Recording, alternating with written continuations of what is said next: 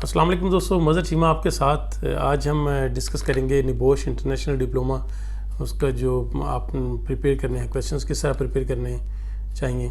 और जो भी मेरा एक्सपीरियंस है थोड़ा बहुत मैं आपको ज़रूर बताता हूँ। इसमें मैं आपको ये सजेस्ट करूँगा कि आप क्वेश्चन को बहुत अच्छे तरीके से पहले प्लान करें, ना कि आप डायरेक्ट उसको याद करने की कोशिश करें और लंबे लंबे उसको रट्टा लगाने की बिल्कुल भी ज़रूरत नहीं है। आप जितनी अच्छी प्लानिंग करेंगे, जितना अच्छा आप क्वेश्चन का वो स्ट्रक्चर वे में कुछ कन्वर्ट करके आप याद करने की कोशिश करेंगे, वो ज़्यादा बेहतर आपके लिए होगा। तो आज हम डिस्कस करेंगे एक क्वेश्चन जिसमें एक बड़ा कॉमन सा क्वेश्चन है, लेकिन जस्ट हम एक एज एग्जांपल इसको डिस्कस करेंगे किस तरह आप अपने क्वेश्चन को अच्छे तरीके से स्ट्रक्चर करके वेल प्लान करके तो याद कर सकते हैं। आपको जस्ट हेडिंग्स याद रखनी होती है नॉर्मली, ठीक है जी। एक क्वेश्चन नॉर्मली आता है इसमें एग्ज़ाम में कि आपको during fire drill exercise at a large multi storey office premises. तो आपने ये इसमें क्वेश्चन पर रीड करते ही देखना है कि इसमें इंपॉर्टेंट बात क्या कर रहा है। वो large multi storey office premises की बात कर रहे हैं। The majority of occupants evacuated the building in less than 3 minutes. That's done. However, all of the people based in one area of building, specific one area of building he's asking, failed to leave the building until a further 4 minutes had elapsed. ठीक है जी। तो इसमें main problem क्या है कि एक evacuation multi storey building है, उसमें एवैक्यूएशन प्लान की गई, उसमें से 3 मिनट्स में ऑल ऑफ द ऑक्यूपेंट्स उन्होंने एवैक्यूएट कर लिया, लेकिन एक स्पेसिफिक एरिया ऐसा था जिसमें उनको डिफ़िकल्टी पेश आई और उसमें फर्दर 4 मिनट्स लगे उसको प्रॉपर एवैक्यूएशन करने में। अब जो इस क्वेश्चन 20 मार्क्स का क्वेश्चन है, 2 पार्ट्स हैं। वन पार्ट में क्या कहते हैं, फर्स्ट पार्ट में outline the factors that may have contributed to the delay in evacuation. So अभी वो स्पेसिफिक ये पूछ रहा है, वो जनरल एक एवैक्यूएशन के क्वेश्चन बिल्कुल भी नहीं। अगर हम जनरल इसमें जो भी लिखेंगे तो वो उसका फ़ायदा नहीं होगा। तो इसमें स्पेसिफिक वो 15 मार्क्स का एक जो फर्स्ट पार्ट है वो पूछ रहा है कि इसमें जो डिले है उसकी रीज़न क्या है, specific to that particular part of building. Describe the second इसमें है पार्ट बी 5 मार्क्स का, describe the advantages of undertaking regular fire drills in work place. ये एक इजी पार्ट है सेकंड पार्ट, लेकिन फर्स्ट पार्ट में मोस्टली चांसेस होते हैं कि अगर आप जनरली लिखना स्टार्ट करें तो वो फ़ायदा नहीं होगा। इसमें आपने सेकंड पार्ट में जो फर्स्ट पार्ट है, सॉरी, इसमें आपने क्या करना है 15 मार्क्स का, इसमें आपने वही बात स्पेसिफिक टू द पॉइंट लिखनी है जो which can cause delay, which he said in question like 4 minutes delay in particular one area he's talking। अभी हमने वहाँ से क्या स्टार्ट करना है, अगर आप उसमें देख सकते हैं कुछ ऐसी रीजंस हैं जो ह्यूमन से रिलेटेड होंगी, ठीक है जी, ह्यूमन बिहेवियर या ह्यूमन की जो इंट्रैक्शन और इन्फॉर्मेशन और इस तरह की इंफॉर्मेशन होगी चीज़ें। सेकंड आप देख सकते हैं कि वहाँ पे जो इक्विपमेंट फायर इक्विपमेंट हैं उनसे रिलेटेड होंगी, सेकंड हेडिंग आपकी।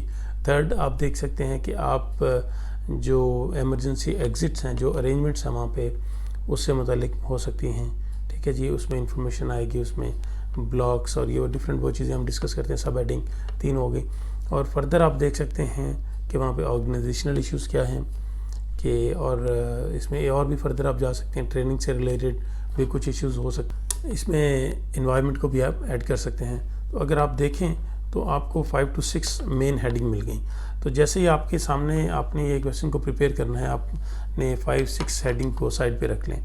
अब आपने क्या करना है, अब आपने हर हेडिंग के नीचे उसके जो भी रिलेटेड पॉइंट्स हैं और जो भी आप प्रिपेयर करेंगे उसको सब हेडिंग के तौर पे उसको लिखते हैं। जैसे कि अब मेन अब आप स्टार्ट करेंगे तो आप स्टार्ट करें इक्विपमेंट से रिलेटेड जो इश्यूज़ हैं। मे बी वहाँ पे साउंड्स वो बहुत कम सुनाई देता है, बहुत वो साइड पे एरिया है, वहाँ पे अरेंजमेंट्स ऐसे नहीं है कि प्रॉपर साउंड वहाँ पहुँच सके, ठीक है जी, ये एक वन ऑफ द पॉइंट है। और 2 प्योर रिंग्स मीन्स के अगर वहाँ पे रिंग 1-2-3 दफ़ा होके बंद होगी तो फिर वो भी एक इक्विपमेंट से रिलेटेड ही है बात। और फर्दर ये बेल में भी किसी और वहाँ पे भी ऐसा कुछ बेल का सिस्टम, वो ब्रेक है या कुछ और ऐसा सिस्टम है वहाँ पे, और उसमें भी बेल यूज़ होती है, रिंगिंग। तो सेम इनकी जो साउंड है वो सेम टाइप ऑफ साउंड है, लेकिन ये इसके चांसेस कम है कि अगर ऐसा होता तो पूरी बिल्डिंग में होता। लेकिन आप इसको जस्टिफाई कर सकते हैं कि मे बी वो एरिया अगर मे बी किसी वर्कशॉप से रिलेटेड या कोई और ऑपरेशनल एरिया उसके साथ है, तो वो लोग डेली बेल सुनते हैं उनकी ब्रेक टाइम का, और ये जो इमरजेंसी बेल है इसकी साउंड में भी सेम है, लेकिन आपने जस्टिफाई करना पड़ता है आपको। सेकंड बात आप देख सकते हैं कि वहाँ पे लोगों ने जब निकले बाहर तो आपने स्टार्ट करना है, ये सारे जो हेडिंग्स हैं आपने एक सीक्वेंस में देखना है। सेकंड पॉसिबिलिटी वहाँ पे इमरजेंसी एग्जिट्स के पॉइंट ऑफ व्यू से हो सकती है कि वो जैसे ही बाहर निकले उनके पास वहाँ पे सफिशिएंट इन्फॉर्मेशन नहीं थी कि किस साइड पे जाना है, नियरेस्ट एग्जिट किधर है, नियरेस्ट एग्जिट है ही नहीं, अगर है तो वहाँ पे इन्फॉर्मेशन नहीं है, अगर इन्फॉर्मेशन भी है और आगे फर्दर वो जाते हैं और इमरजेंसी एग्जिट का जो डोर है वो लॉक है, जो कि यूजुअली ओपन होना चाहिए, वो लॉक अगर ये भी आपने एक पॉइंट वहाँ पे डिस्कस कर दिया, फर्दर वो आप जाएं उस पर स्टेयर्स पे तो आप मे बी वो ऑब्स्ट्रक्टेड इमरजेंसी एग्जिट, कुछ सामान वहाँ पे रखा गया है, यूजुअली ऐसा होता है सम टाइम, तो उन्होंने वहाँ से वापस आके और दूसरे किसी इमरजेंसी एग्जिट और पैनिक की सिचुएशन क्रिएट हो जाती है। तो ये कुछ पॉइंट्स आप इमरजेंसी एग्जिट की अगर आप बात करें तो आपको 4 to 5 पॉइंट्स उसी से रिलेटेड मिलते हैं। और फर्दर आप इसमें ऐड कर सकते हैं मे बी लाइटिंग नहीं है और कोई एरिया स्लिपरी है, वो डैमेज्ड स्टेयर्स हैं या कुछ भी, आप इस तरह के और पॉइंट्स भी ऐड कर सकते हैं। तो अब आप देखें, पहले आपने इक्विपमेंट से रिलेटेड 4-5 पॉइंट्स उसके नीचे लिखे, अब आपने इमरजेंसी एग्जिट के पॉइंट ऑफ व्यू से अगर आपने 4-5 पॉइंट्स उसके वहाँ पे डिस्क्राइब किए। अब अगर आप आ जाएँ पीपल, जो ह्यूमन बिहेवियर और ह्यूमन के जो इश्यूज़ हैं उनके उससे मुतालिक अगर आप आ जाएँ, मे बी वो अपनी सामान को बिलोंगिंग्स और सामान और उसमें बढ़ जाएँ कि वो उसको साथ लेके जाना है, वो स्पेसिफिक दैट एरिया के जो लोग हैं, चांसेस कम होते हैं, लेकिन आप जस्टिफाई कर सकते हैं। चांसेस कम मैं इसलिए कह रहा हूँ कि दूसरी पूरी बिल्डिंग के स्टाफ वो लोग जा चुके हैं विद इन टाइम, लेकिन यहाँ पे फिर भी एक पॉसिबिलिटी ऐसी है ये। और सेकंड आप कह सकते हैं वहाँ पे जस्टिफाई कर सकते हैं कि उनके पास ट्रेनिंग नहीं है, पर्टिकुलर वो लोग जो हैं किसी भी तरह से वो नेग्लेक्टेड हैं, या एक ही बिल्डिंग में डिफरेंट कंपनीज या डिफरेंट आपके डिपार्टमेंट्स के लोग हैं, तो वो डिपार्टमेंट को प्रॉपर ट्रेनिंग नहीं दी गई, आप ये भी कह सकते हैं। और फर्दर आप इसमें आप आएँ, ट्रेनिंग का पार्ट एक अलग है, लेकिन मैं जस्ट आपको समझाने के लिए बात कर रहा हूँ। और इसमें आप आएँ तो आप कह सकते हैं कि उन्होंने अगर सिस्टम पे कोई काम कर रहा है तो उन्होंने इसको सीरियस नहीं लिया, अगर maybe daily false alarm बहुत ज़्यादा होते हैं, मतलब फ्रीक्वेंट फॉल्स अलार्म है, तो उन्होंने इसको नॉन सीरियस वे में इसको डील किया, ठीक है जी, कि ये भी वो एक्सपेक्ट कर रहे थे कि ये फॉल्स अलार्म होगा, ठीक है।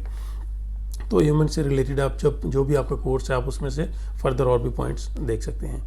तो फिर उसके बाद आप इसमें ट्रेनिंग से मुतल्लिक आ सकते हैं कि उनको अवेयरनेस नहीं है, ट्रेनिंग नहीं है वो लोगों को, पर्टिकुलर वो जो डिपार्टमेंट है या जो भी सेक्शन है उससे मुतल्लिक अगर आप बात कर सकते हैं। इन्वायरमेंट की आप बात कर सकते हैं, लाइटिंग नहीं है वहाँ पे, या वो उस एरिया में बाकी सारे एलिमेंट्स ठीक हैं लेकिन नॉइस है, उनके पास कोई प्लांट, उनके साथ ही नेबरहुड में कोई प्लांट है या कोई और किसी तरह का शोर है वो नहीं सुन सके, तो इन्वायरमेंट के अंडर आप ये 2-3 पॉइंट्स ऐड कर सकते हैं। फर्दर आप अपने सिलेबस से ले सकते हैं, ठीक है जी। ऑर्गेनाइजेशनल अगर आप उस पर जाएँ तो उसमें भी आप देख सकते हैं वो जो पार्ट ऑफ मीन्स उनका जो प्रोसीजर है वो प्रॉपर नहीं बनाया गया, अगर बनाया गया है तो उन लोगों को वो कम्युनिकेट प्रॉपर नहीं किया गया। तो इस तरह के जो पॉइंट्स हैं, या अवेयरनेस नहीं है या ट्रेनिंग नहीं, ट्रेनिंग भी इवन ऑर्गेनाइजेशन के अंडर ही आती है।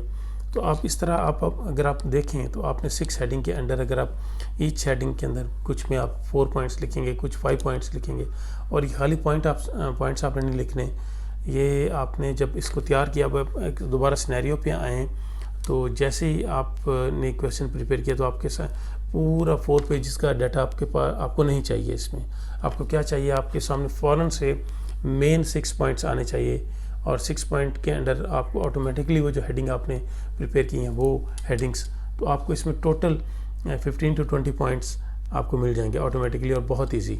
और जब आप इस तरीके से क्वेश्चन को प्रिपेयर करेंगे तो दोबारा बार बार आपको रट्टे मारने की ज़रूरत नहीं है।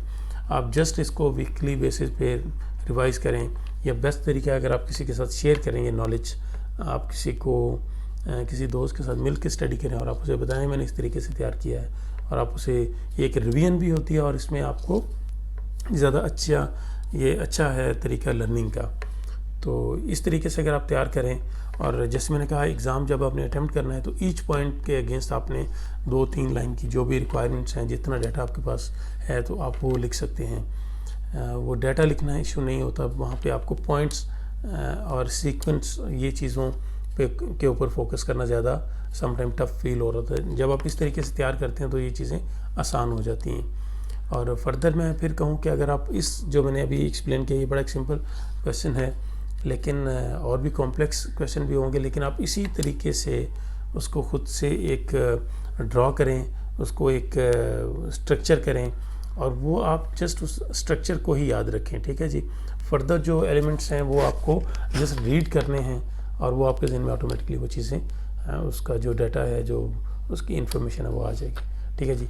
ये है वन ऑफ द वे जिससे आप क्वेश्चंस प्रिपेयर कर सकते हैं, और बजाय इसके कि आप जस्ट पकड़ें और 3-3, 4-4 पेजेस को रटा मारें, तो इस तरह वो डिफ़िकल्ट होता है। लेकिन मेन अगेन मैं कहूँगा कि क्वेश्चन को अंडरस्टैंड करें, 1-2 दफ़ा पढ़ें, जो इन्फॉर्मेशन पूछी गई है वो दें, ना कि वो जो आपको पता है और आप समझें नहीं क्वेश्चन में ये पूछा गया है और ये भी चल जाएगा, ये ठीक है, ऐसा नहीं है, ठीक है जी। और भी इंशाल्लाह वीडियोस बनाएंगे और इंशाल्लाह आपसे डिस्कशन चलती रहेगी। अस्सलाम वालेकुम जी। अब इसमें मैं सेकंड पार्ट पे बात करना चाह रहा हूँ इसी क्वेश्चन से रिलेटेड, जो 5 मार्क्स का था, describe the advantages of conducting fire drills. तो आप उसमें बहुत सारे एडवांटेजेस जो भी आपके पास एक डाटा है उसी में से आप लेके उसकी भी एक आप एक बना सकते हैं, सेम फार्मूला आप यूज़ कर सकते हैं। एडवांटेजेस आपको आप अपने जो इक्विपमेंट्स हैं उनको आप टेस्ट करते हैं, अपनी उनकी रिलायबिलिटी को चेक करते हैं, आप लीगल रिक्वायरमेंट्स आप उस पे बात कर सकते हैं, आप अपना प्रोसीजर जो है उसको आप टेस्ट कर सकते हैं कि इसमें कुछ अमेंडमेंट की ज़रूरत है नहीं है। आप अपने जो भी वहाँ पे रिसोर्सेज हैं वो आप उनको देख सकते हैं कि ये सफिशिएंट हैं नहीं है। ट्रेनिंग आप चेक कर सकते हैं, is there any requirement of further training और अवेयरनेस, जो कि कंटिन्यूस होना चाहिए, लेकिन आप वो असेसमेंट कर सकते हैं। और ये सारी चीज़ें जो भी आपने ऊपर लिखी वही आपकी अल्टीमेट वो बेनिफिट्स में आ जाएंगी, उसको ऑपोजिट वे में आपको लिखना पड़ेगा। पीपल रिलेटेड ऑर्गेनाइजेशनल जो इश्यूज़ हैं, जो लीगल रिक्वायरमेंट्स हैं, इंशाल्लाह जी और भी कुछ वीडियोस में कुछ और क्वेश्चन और एग्ज़ाम टेक्निक्स के ऊपर डिस्कशन करेंगे इंशाल्लाह। अस्सलाम वालेकुम जी।